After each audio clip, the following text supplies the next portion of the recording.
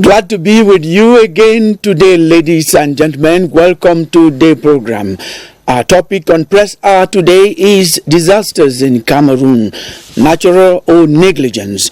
We have been inspired by a series of mudslides happening around the country, with the Mbankolo landslide in Yaoundé on Sunday, October 8, that left at least 30 people dead with much material damage as our point of focus. When we looked up for the definition of a disaster, this is the simplest and most comprehensive we got: a sudden accident or a natural catastrophe that causes great damage or loss of life. The case of Mbankolo in Yaoundé results from a mismanaged dike on a dam. The vast majority of other disasters come from risk zones heavily inhabited by Cameroonians. We are asking why allow those accidents, disasters happen when we can prevent them. That certainly will come from negligence, and you will have to have some of the clarity from the experts that we have announced to you on today's edition of the program. And let me introduce Professor Njila Isaac, disaster management expert, and experts will call him catastrophologist. Yes, Prof, we're happy to have you on Press Hour. Thank you very much, Killian. I'm happy to be here on Press Hour to talk on this very important topic, disasters and disaster management in Cameroon, with this panel. Yes. And if I may just have a second. Yes, to complete the definition, I will say that when it hits a particular community or society, that community should be unable to handle it with the available resources and will need further assistance. Okay. Could be from another village, from another quarter or so. Thank you. That's why you are a catastrophologist.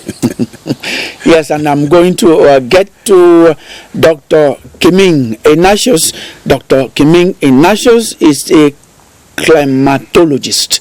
Those are the technical words. He is a specialist on climate change. I think I got it right, Doctor. You are welcome to Press Hour. Absolutely, Killian. Thank you. It's a pleasure to be here on Press Hour, representing the National Observatory on Climate Change, to give some information to Cameroonians at a period where climate change has become a major headache to each region, each country, each household, and every individual. And we are told that our future depends on how we manage the climate change. Thank you very much for coming, Dr. Kiming Ignatius.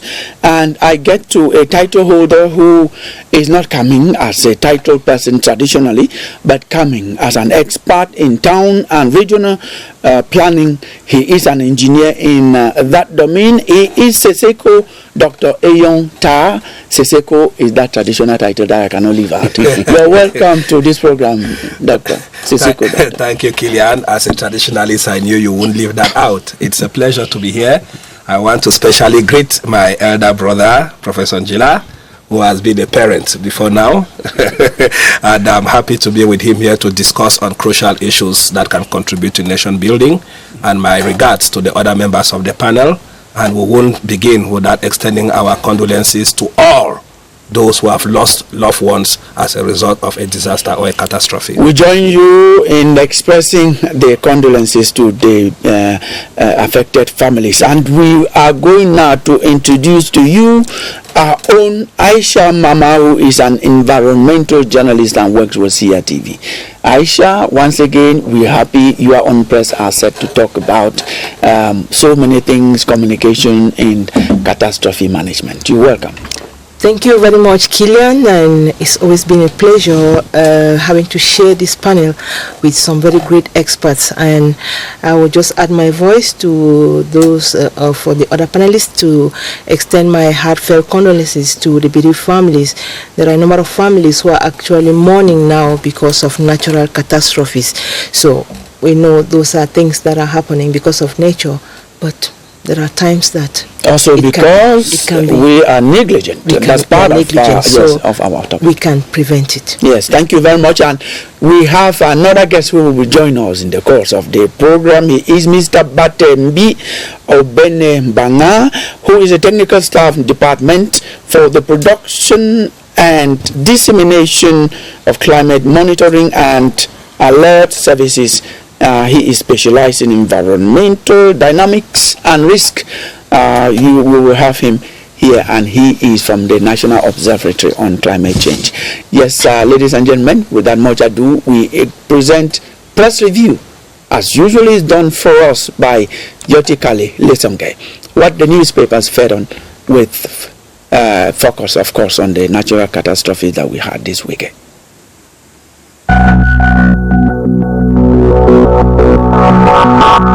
The gong sounds even louder this week as the government exclaims stop to obscenity and homosexuality on television, with the communication minister and government spokesperson Rene Emmanuel Sadi instructing cable operators to halt the obscene content in some programs proposed for public consumption. Cameroon Tribune adds that the National Communication Council and National Telecommunications Agency have been enjoined to swing into full action, an instruction to which the NCC heeds, suspending Canal Plus L for promoting homosexuality. The Horizon underlines. About the same time that the Minister of Territorial Administration is hitting hard on motorbike riders in Yaoundé, Cameroon's lone bilingual daily indicates that the motorbike sector in the nation's capital is responsible for more than 700 assaults, 300 rapes, 100 abductions, and 900 road accidents. The Guardian Post not only concurs, but mentions that a fresh war has been launched against commercial motorbike riders. The Horizon captures the Territorial Administration boss telling bike riders that it's either they get identified or receive sanctions. Municipal Updates, however, recalls that the Cameroon Armed Forces are at the service of the nation.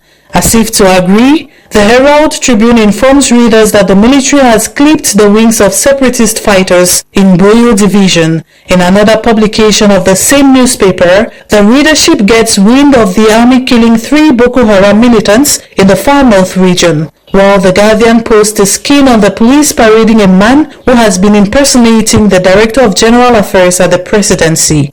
The same media organ discloses that suspected Amba fighters have wreaked havoc in Manu, shooting some priests and teachers to death, as well as kidnapping 10 quarterheads in Kembong. Events happening at a time when Cameroonian refugees in Nigeria are crying out for food, demanding for the UNHCR to fast-track registration, the papers recount. Meantime, an international group is concerned about the fresh rights abuses in the northwest, southwest, and far north regions, unveiling their thoughts to Municipal Updates. The atmosphere reigning in political party headquarters ahead of the 2025 elections also piques the interest of the print press, particularly the race to the SDF national chairmanship, a race the Guardian Post describes as going dirty. This week as well, the registrar of the Cameroon GC board, Dang Aku Dominic, kicked the bucket after a brief illness. To Municipal Updates, it was a Black Monday for the education family. Other stories like experts exploring sexual reproductive health options for persons with disabilities, the Standards and Quality Agency calling the public's attention to the ban on potassium bromate in bread production, and Cameroon's plans to boost solar capacity to 250 megawatts by 2030 kept newspaper readers informed. Meantime, football lovers were reminded of Fovu FC's triumph over PWD at the Cup of Cameroon final, with the print media opting for captions like PWD Bamenda fails to lift second trophy and Fovu ruins PWD's champagne party.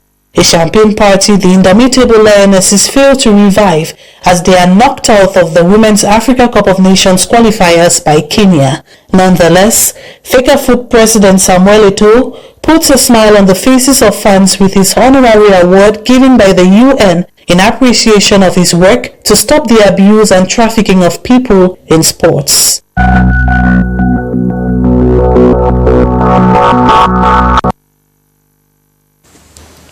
Thank you very much, Yoti. Thank you for feeding us with what the newspaper talked about in the week that just ended. Of course, the focus was on the natural catastrophe in Bankolo, in Yaoundé, and we are told that we have had a multitude of them across the country.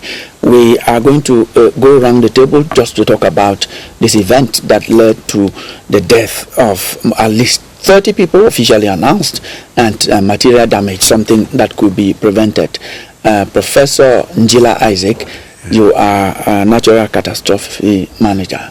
Yeah, thank you very much, Killian.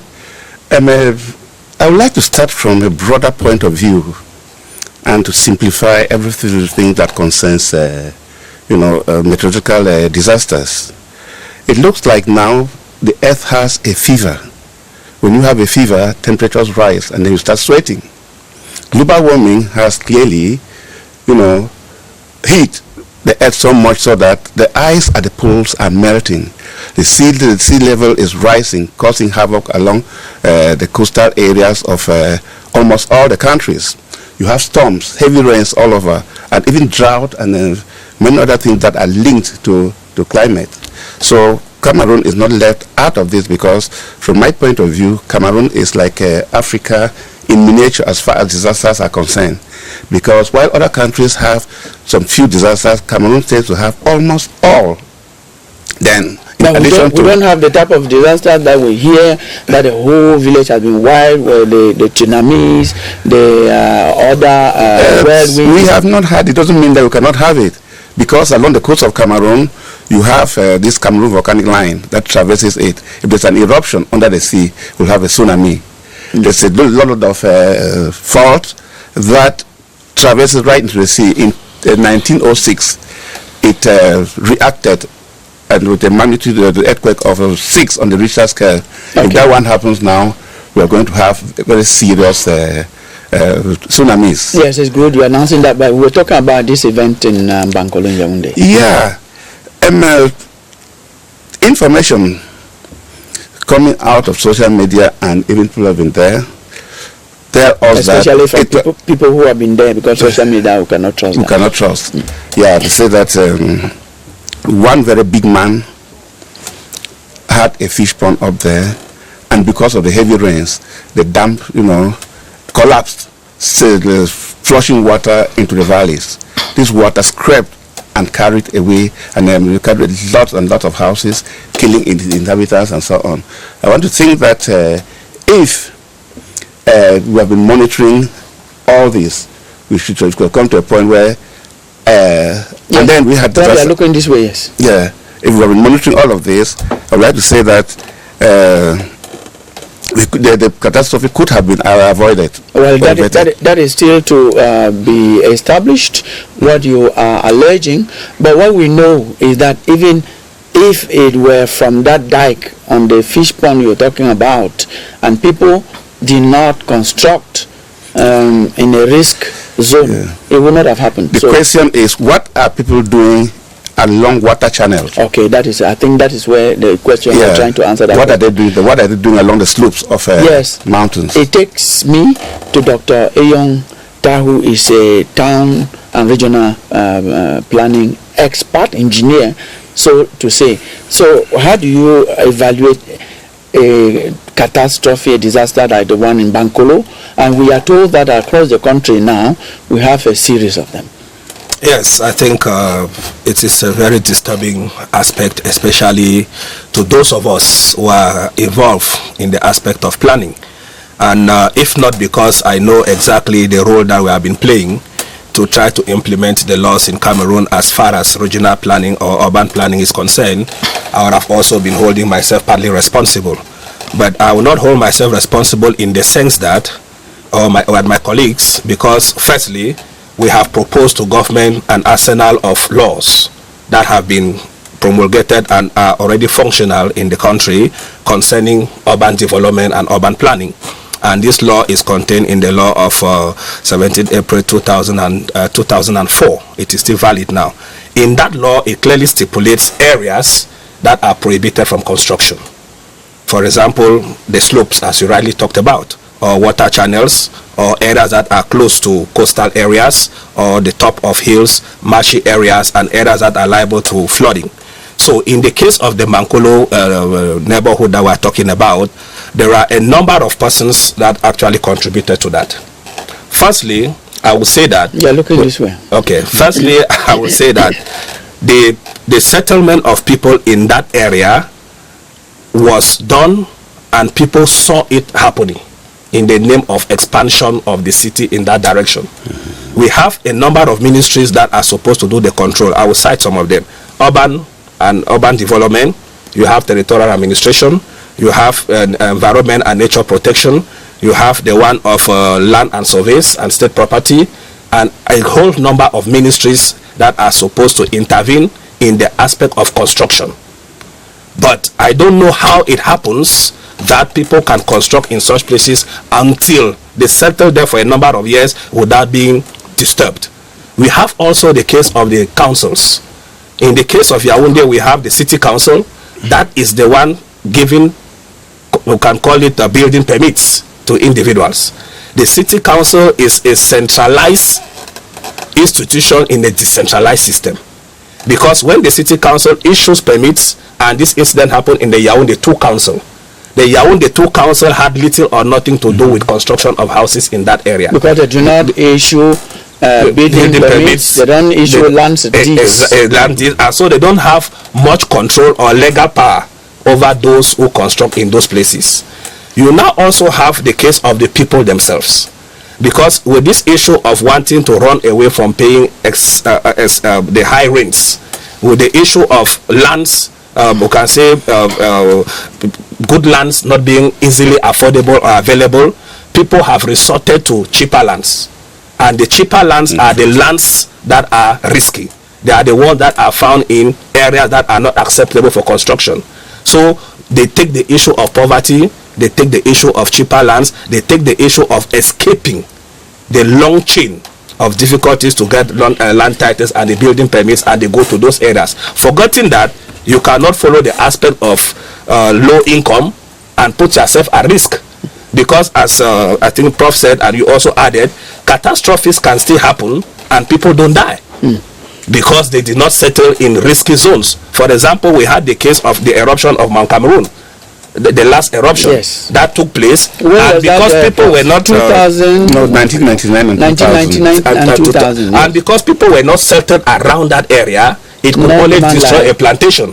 And by the time it got to houses, the speed it was already reduced, and then people were not affected as much as possible. So, and people living around that area in Boya say that a Pastor Motu, their God, is very kind to them. That did not allow. Well, I'm just relating what they say. But so far so good. But the fear is that one day the God should not sleep. That is what we are out to say. But you've listed a number of people who should be held responsible, the different administrations, the population, the local environment of the local environment. But you've not talked about you as town planners. You just, the law, you quoted, you make the law and then push it, throw it at the government, and you are sitting and watching. Whatever happens, you say you are not responsible. A very good question, Killian, and I like that very much. You know, the first thing is that in this country, the town planning profession is not talked about. It's not talked about. There is, for example, 98% of the councils out of the city councils do not have any town planning expert. They don't see it as a necessity. And even when we produce documents through, because we have what we call planning documents, like the master plan, the sector plan, the land use plan, which we normally do and hand over to councils. I'll give you a little anecdote. We did one for a council whose name I will not call, and we went and handed. It is done through a tender. And when we did so and we left, the head of that council called and said, this thing that you people have come and left here, I'm not even getting some of the things you are saying. So you're not understanding you're not understanding anything about it. And then you go now again at the level of the state. Those who even work in these different institutions that I just named don't have any clue in terms of what planning is all about. They just think that you can just get up and say they should not build here. You can just get up and say they should implant a stadium here. You can just get up, they should implant a school here. Yes, when we come back, we'll ask you to give us a master plan. Why, when it's not respected, what happens? So at one point when we do our documents and hand, we are kept out of the implementation of the document. That is why I said we will have held ourselves responsible if there was no master plan for the city of Yaoundé. And two, if the master plan gave room for people to Do you have a construct. guild? You have an association? Yes, we have a national order. You mean It's a that you are national sleeping order. because you should come up and tell these people that you exist. They I will should agree, respect you. I will agree with you partially. Yes. Yes, you are right. I will agree with you partially because we are supposed to be at the forefront of always shouting that Exactly. something is not right somewhere. Exactly. That is true. Thank you very much. Very And true. we have that's Dr. Kiming Enashosi is from the National Observatory on Climate Change. He's a climatologist, an expert in that.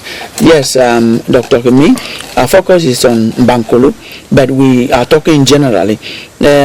All these disasters, catastrophes that happen, can we say that is because you do not actually use the knowledge that you have to alert people that they should go away, or alert the people, alert administration to force these people to quit dangerous zones for habitation?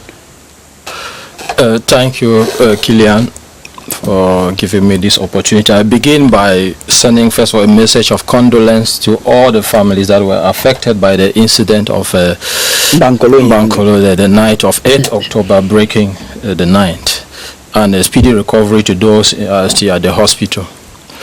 I would plead on you to like who the National Observatory is, so I give specifically what they did regarding that particular event. Yes, go ahead, please. Yes. The National Observatory is a state body created in 2009.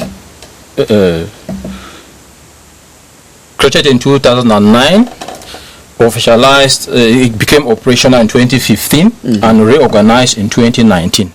Its mission is to monitor the climate and evaluate its impact on the different sectors of the economy of the nation.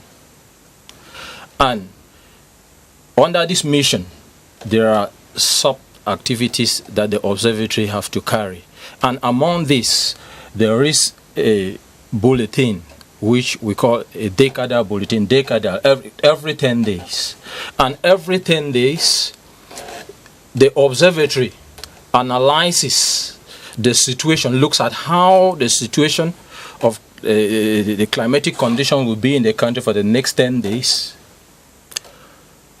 presents a forecast which is sent to the different administrative units, to researchers, and to different sectors of the country. The problem might be at the level of dissemination, sharing the information. If you go to... who is supposed to share? But are you not supposed to make absolutely, sure? Yeah. Because there is a department in the observatory, the Department of Production and Dissemination of Climate Monitoring and Alert Services. Okay, Mr. Batembi, when he comes, he's going to talk to us about that. Yes, Dr. Kiming has talked about a problem of communication dissemination, and we have one of us here who is an environmental journalist known around the world, Aisha Mama. What is the problem with communicators, those who are supposed to relay what he is saying, Dr. Kiming is saying, so that people should know and get away from those areas that will end up sending them to their graves? Yes. Yeah, it is a very serious problem, Kilian. The information is there and it is actually not being circulated. He said it. We received the information from the National Observatory through some groups, WhatsApp and others. But sometimes even some of us who are in the profession, it is very difficult sometimes even to interpret because you have some charts. The information is very pertinent. I can remember in the last information, they cited between the 8th and the 10th of October that there's going to be torrential rainfall in Yaoundé. And that is exactly what happened and caused the catastrophe in Bankomo. But you see, the information is hiding somewhere. It did not go to the people who are supposed to make use of it. So that is where the media has to come in and play a special role. the National Observatory produced the information, but I think that it should not be their role to try to take it right down to the people who are supposed to put it into use. So there is this break in communication. When you look at some international television channels, you see that they have special programs on the weather. Not only talking about the rain that is going to fall tomorrow or the sun is going to shine. They tell you about catastrophes, imminent catastrophes that are coming. And they do it as many times as possible in one day. Sometimes after every 30 minutes. And you see, when we repeat information, you know that as you keep repeating an information, it is going to sink. Yes, in the minds of people. Into the minds of people. Thank you very much. You're raising a very important point. I'm going to ask Dr. Keming, but before I ask him what projections they make and what projections they have for us in the days ahead, let us revisit what happened at Bankole about a week ago. This Monday, October 9, 2023, at the Bankole neighborhood of the Yaoundé 2 municipality, the population in shock following yesterday's mudslide that claimed a few lives and heavy material damage. Territorial Administration Minister, accompanied by Housing and Urban Development Boards, were present to comfort the victims. Sunday's heavy downpour that provoked a lake to overflow its banks unleashed a dike, caused the collapse of over 30 houses. The firefighters, Red Cross, and a few volunteers continue to search for more corpses trapped in the mud. However, the dead bodies discovered this far have been evacuated to the mortuary, while the injured are receiving treatment in nearby hospitals.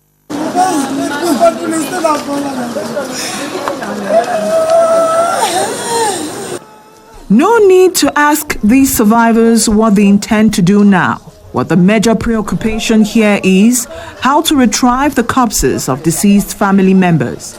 The others are in the hospital. They can't find my daughter nor my sister-in-law. I am tired. I had 4 family members here, all gone.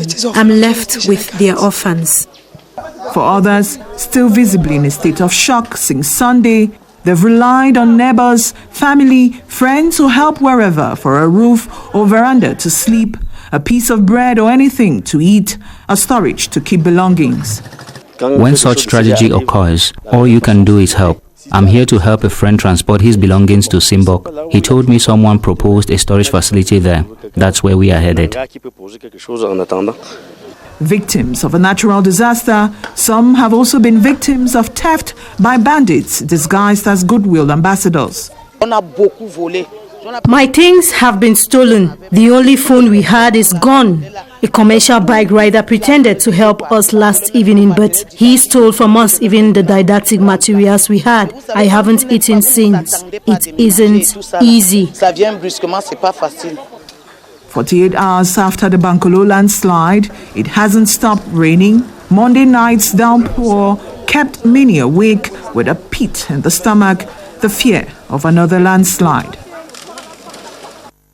Thank you very much, Clarence Nge and Cynthia Saptala, for that joint report on what happened at Bankole in Yaoundé about a week ago. Dr. Keming, from what we know, you actually predicted that this was going to happen, not this catastrophe, but that it was going to rain, cats and dogs, that there was going to be a heavy downpour, and it happened. So what are the other predictions that you have for us where we are? What will happen in the next days? Thank you, Killian. Regarding the past, just to mention, the rain we indicated, it came as a triggering factor. So regarding the decade of 11th to 20th of October, I will focus on 2 principal elements which determine the climatic characteristics of our country. And principally, I will plead on Cameroonians to try to follow forecasts the way they follow football, because it has come a time where we can't live without following it. I will give it per different regions, or per the 5 ecological zones, yes, that cover the country.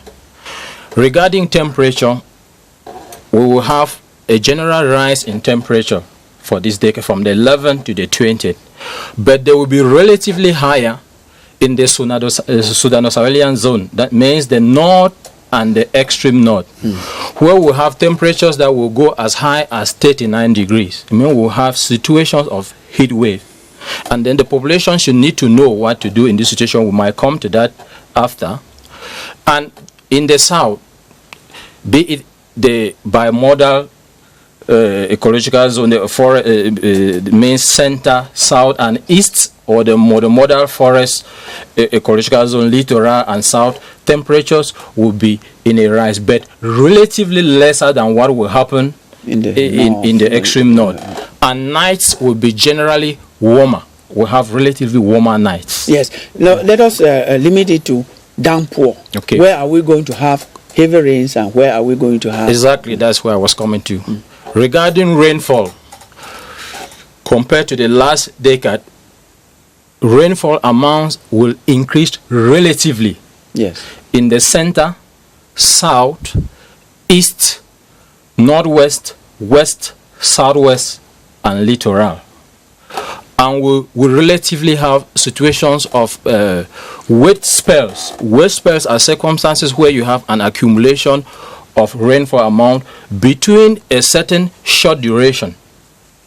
An unexpected situation means the distribution. What usually happens, it's not distributed as is always the case. It means there is a... Yes, there is, and then this situation is linked to two risks of hydrometeorological and hydrogeological domain. Yes, those terminologies are very good for us, but in terms of rainfall, when will it be? You said from the 8th to the maybe 30th, but you said the signal was going to be from the 8th. We had it. When again do we expect very heavy rains this week coming? Okay, exactly, for a town, because we have classified it per locality. Yes. And on let's take Yaoundé. Yeah, Yaoundé, for example, from the 16th, from Monday tomorrow, the 16th to the 20th. People should watch out. Yes, people should watch out. Let us take Southwest. Southwest, we should to give the specific dates. Yes, it's not very clear. I need to refer them to our bulletin on page 11. Yes. The bulletin of 11 to 20th. What's the name of the bulletin again? Decadal Bulletin. Can we have it on Google? Yeah, I think we have. ONAC has their website. It has a Facebook page. The website, what is it? Is there? ONAC. Mr. Bate will give details in the website. Yes, thank you very much. Aisha, we have to go to the professor to talk to us about managing this, but you are indicating that you want to add something to that. Yes, I want to add that this is very pertinent information that is coming out from the National Observatory. Who is going to put this information into proper use? We have the population, we have the government, everybody has to use this information. This information is not only to those who are living in a particular area where it is going to rain. The government has to use this information now to alert people. You know, when the government is talking, sometimes it is very serious. So the government should not be too tolerant at a certain level. Yes. Should hit the table and say this area is dangerous, and it is going to be, because nobody will be happy to hear that you are going to perish with your entire family. It is a trauma, not only to the family but to the entire country. As we say, it's a disaster. It's a disaster. Yes, Mr. Batembi, want to thank you very much, Mr. Dr. Keming. Ignatius, you're going to give your seat to your colleague of the National Observatory on Climate Change, Mr. Batembi, who is going to maybe tell us more about the dissemination of information. But as he comes to the set, Professor Njila Isaac, what is wrong with you, the experts in disaster management, that we have these things that come and clear lives in front of all of us, and we just have to start crying after? The main problem in this country, firstly, is that of information or communication. As Aisha rightly said, we need somebody who will take these scientific jargons and put it in a consumable form by the society. so that people will understand if information comes from this the ONAC and it cannot be disseminated to society, it is completely useless. About disaster management in this country, I can say that it is managed in a way, or from some sort of top-down type of method, in such a way that the disaster happens before we start managing. Nobody takes time whatsoever to go and say, okay, this is going to happen, this is going to happen, so people can be evacuated from here, and so on. But when it happens, that is when they come in.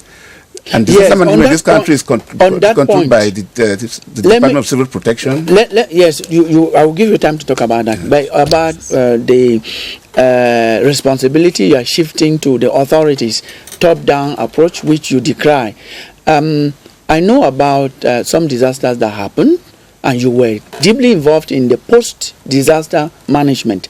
The Legnos gas disaster, I think that was in 1997. 1986. 1998. 86, 87. Thank you for that correction. I found you involved in post-disaster management, and we are told that the lake is safe. There's Munun is safe. We are told you are also involved in the disaster of the eruption of the mountains. And what are you doing with Mothlight, other disasters in post-disaster management? I think as is when you are a researcher. I asked this question because you were shifting the blame only to... Yeah, as a researcher, you come out with information, publish, and you cannot be the one to implement it. It's the government that implements.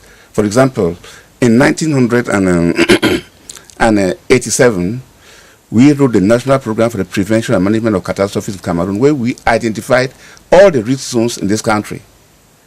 If you go to the Department of Civil Protection now, you will not even see that report that we wrote. And it was a very comprehensive... What has happened to it?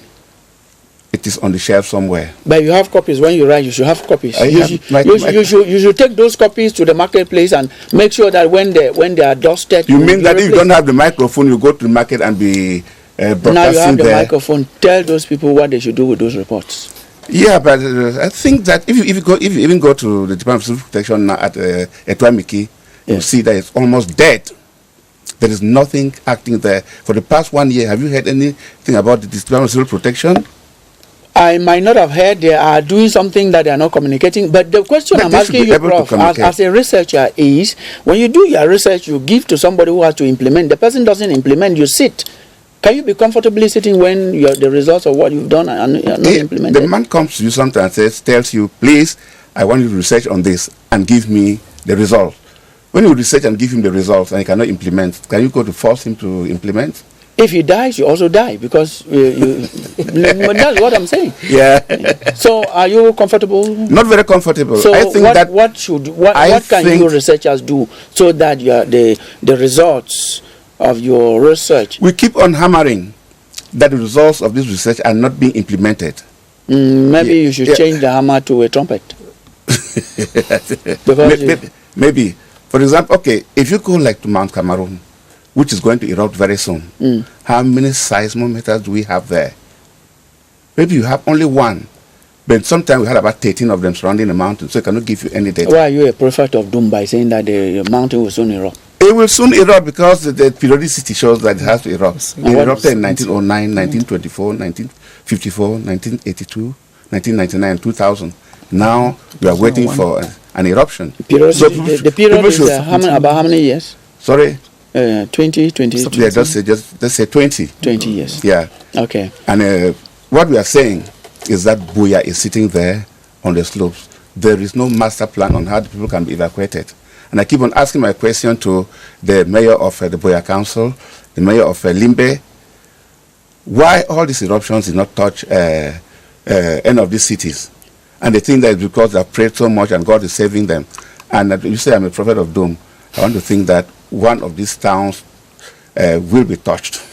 Now, we pray it should not be touched because I believe in prayer.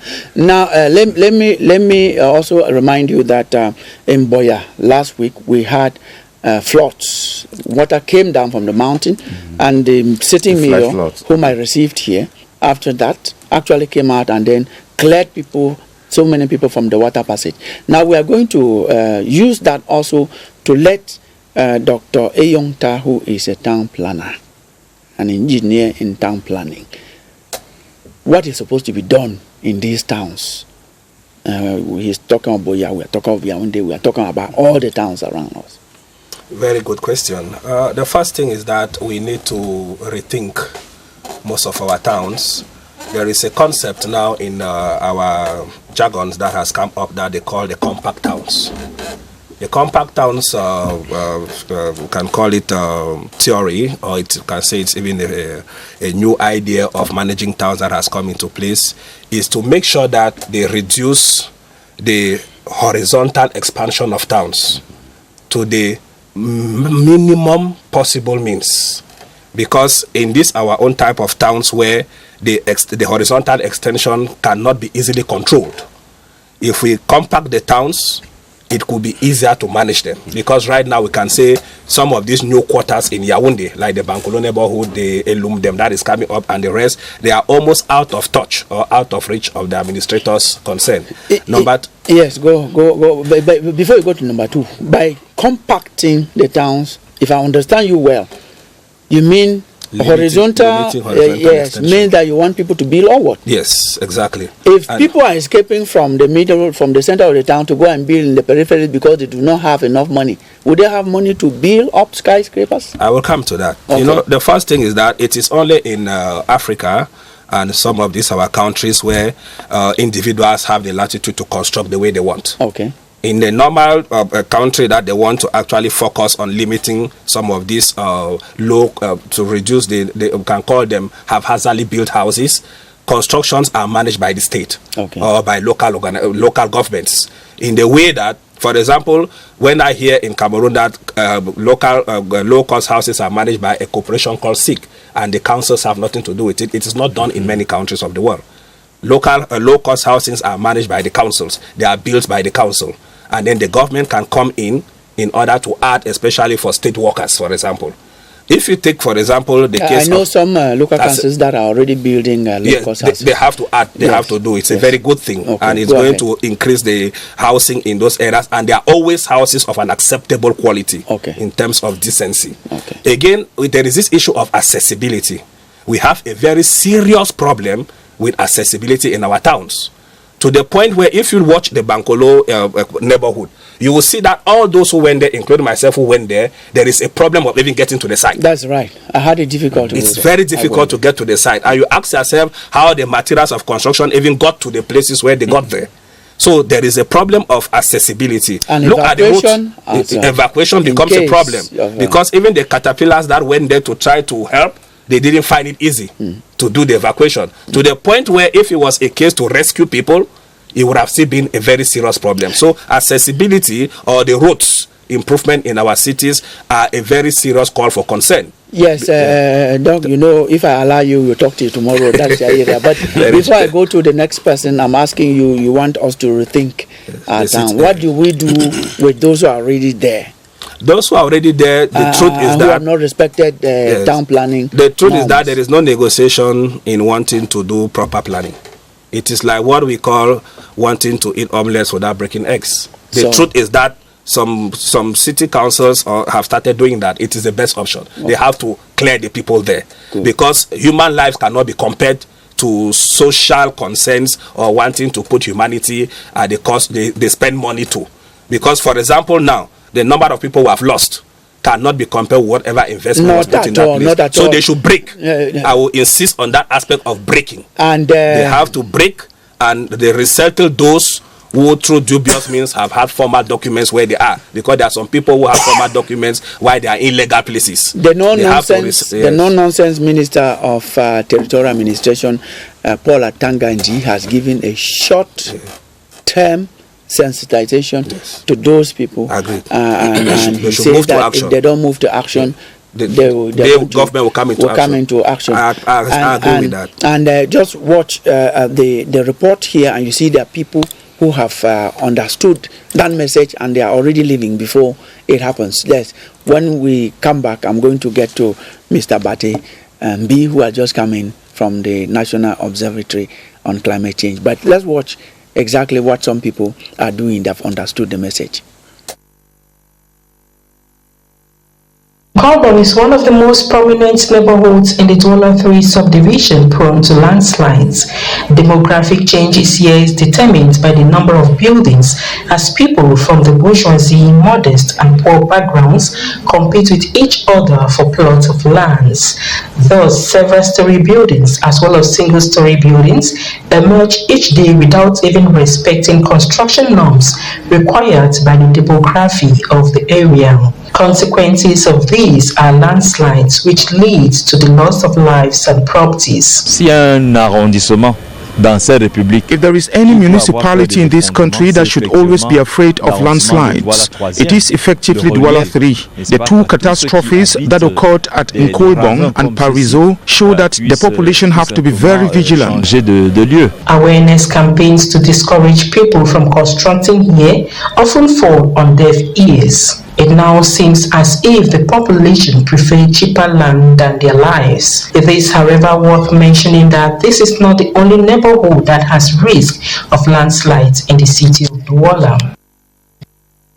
The rain that continues for 3 days. Because this incident, it surprised all of us. That's why you see people are running.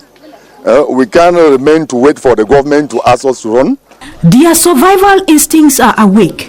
Danger lurks around the Bama neighborhood, and those who have seen the signs are impatient to leave. More than 5 years that people have been living here.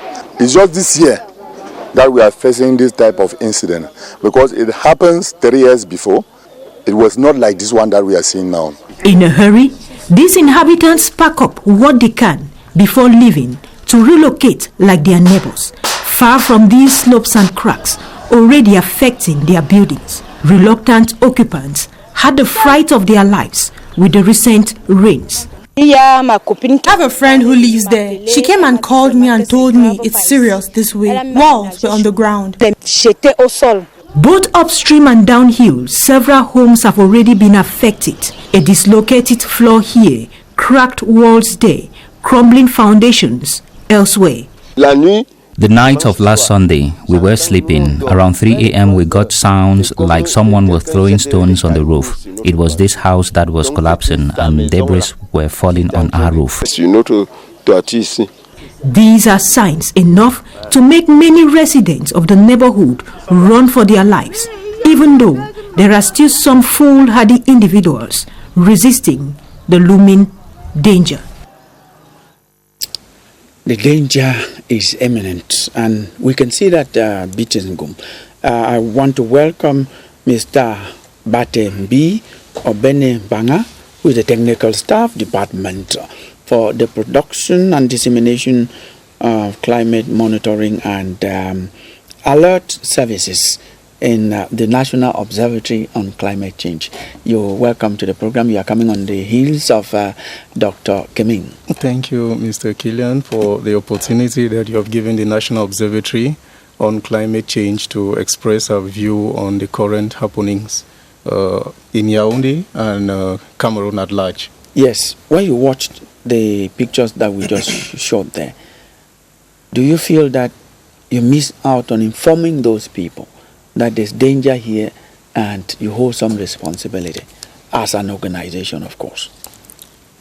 As a state institution, the National Observatory is charged with the responsibility of producing services, and these services are disseminated to the different sectors in the country, socio-economic and development sectors. We are also charged with the responsibility of advising the government on the climatic situation of the country. Now, at the level of disseminating this information, like Maisha said, there is a break at that point. The National Observatory is trying her best to make this information available to our population, because the bigger ball game comes when we produce these services and they don't get to the population in time. You imagine you cooking food and then you are giving somebody when it's already sour. If we give alerts from the 1st to the 10th, we must make sure that those alerts reach the population on the 1st. because if there is a risk that has been announced on the 1st and they are receiving our bulletins on the 2nd, it makes no use.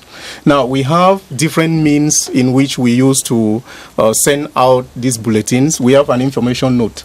If we produce a bulletin like the one I'm holding, which runs from the 11th to the 20th of October, we produce an information note, which is just a 2-page resume of all what is said here. And the Director General, Professor Amugu, he signs and sends to all the ministries in charge. So they are the ones that have the relay in the field, that they will need to send to maybe the governors, they have to send to the regional delegates for this information to reach the population.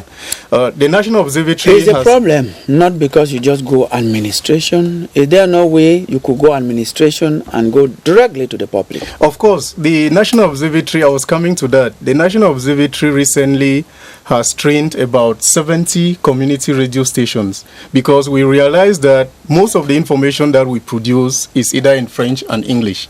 But when you go to the north, there's a greater part of the population that does not even understand French nor English. So right. We are working with community radio stations where some of this information is being translated to their local languages. But 70 in Cameroon, you bet with me that is too small.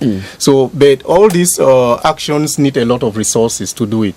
The National Observatory also, we have so many WhatsApp groups, so many of them. Yes, you're talking about that. Let me ask you this question, WhatsApp group. In the Western and to an extent, the Eastern world, whether it's a daily, it's even an hourly, a minute by minute follow-up affair, don't you, with the phones, I am told that about 35% of Cameroonians use smartphones, 35% or so. That's already a good number. And if 35% use, it means that there is that multiplier effect, that if I'm using, my family also has to benefit from any information I have.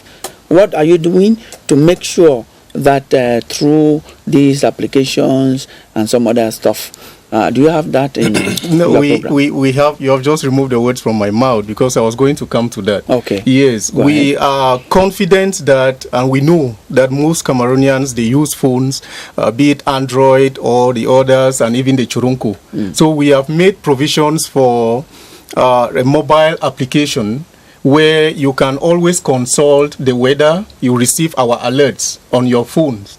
And even those that will not have the Androids, there's provision for SMS. Yes, so free SMS. That we are in the test, we are trying to test that service, and very soon is going to go operational. And we are also intensifying communication because we are organizing a plethora of workshops with most farmers, because that is our, they are our main target. The farmers are, because Dr. Ta was talking the other time about building horizontal, constructing horizontal. Yes, we have to consider climate change in everything that we do. The land is becoming more expensive.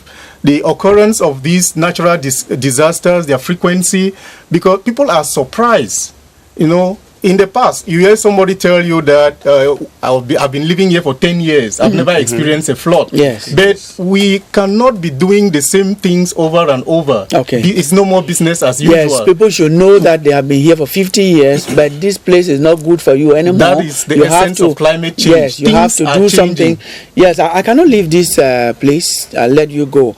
Without asking you, Dr. Eyong Ta, about the complication. Is it part, what happened, the anarchical buildings and the rest? Is it because of the obtention of title deeds and building permits?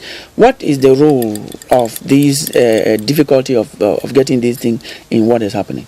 Yes, a very good question. First and foremost, you will be surprised that in Cameroon, there is no harmony in terms of obtaining building permits or in obtaining land titles. It almost varies in relation to municipalities. I will just give you two examples. The manner of obtaining a building permit in Yaoundé and the conditions are different from the ones in Buea, as we speak here today in this platform. Is that true? Yes, sir. Without any fear of contradiction. What accounts for that? That is the administrative incoherence. administrative incoherence, because the conditions to obtain a building permit in Yaoundé cannot be different from that in Buea and vice versa. Don't you think that it is because to build in Buea, which is a risk zone, you need different conditions? No, the condition. Without blaming the administration, I'm asking because to build in Marwa, I've been in in about 340 out of 360 subdivisions in the country, and I know that if you are building in Marwa, for example, you build easier than you build in Buea that is hilly. Should the conditions be the same? Yes, the conditions here have nothing to do in terms of the land area where you build. It is in terms of fulfilling documentation that we're talking about. Because in terms of when I talk about the differences, is it in terms of the documents you provide for you to be issued that document. Okay. Now, if it is difficult to get that, what has happened is that the low income earners in these cities have decided to look for cheaper land where they are not also obliged to have documentation for construction. Solution. Give us a solution. The first thing is that they have to digitalize the process of obtaining these documents. Yes. Because when they do so, it's going to, first of all, reduce the time frame that you have to go for them. It will also reduce the direct contact that people have, which leads to a bribery and corruption. Thank you very much. Professor Njila, we cannot run fast as we are doing towards the end of the program without me giving you time to talk about how best disaster should be managed. You are a disaster management expert. Yeah, I think that for now, what we should do is we need to go again around the country, map out those reasons, because things are changing every day. When we map them, we tell the government that this area is very risky. This one is normally just does not have this high degree of risk and so on. So particular attention should be paid to this particular area. Let me come. Yes, our time is up. There is a program that will take place, this live program in this same studio. So I will just advise that, knowing who you are in terms of drawing projects, you should draw one and then table to government that you want to go back to the different regions and then bring back to the table better ways of managing the disasters in the country. We don't have time. There is, I should just tell you, there will be a special live broadcast on CRTV News, this very set, on the burial of Alhaji Muhammadu Abu Usmanu, and it will be coordinated by our own Lucrece Medu Njemba. And after this program, also that was on CRTV. That is on CRTV News. You also have Ivo Paten and Eleanor Bisong, who are live from Balmayo, who will be on the Mother Channel Premium CRTV on Tam Tam weekend. That's going to come from there. Now, just to thank you, because 30 seconds. Yes, 30 seconds. Yes, 30 seconds. Yes, I really want to advise that we should invest more on early warning systems. Yes, because we should not be running behind disasters. Thank you. And the National Observatory, you can have all the services that they produce through the website onac.cm, and we are also available on Facebook. We are available on LinkedIn. Our LinkedIn address is onacCMR. Thank you. Thank you very much. That is Mr. Batembi Obena Banga, who is Technical Staff Department for Production and Dissemination, Climate Monitoring and Alert Services. Thank you very much, Aisa Mama, for coming. Thank you very much, Dr. Eyong Ta, Professor Njila Isaac. Thank you very much, ladies and gentlemen. We want to thank you for your time. Thank you very much for watching. If you missed out on anything on today's edition of Press Hour, don't just worry. You have a rebroadcast on Monday at 2:30. Have a very good day ahead.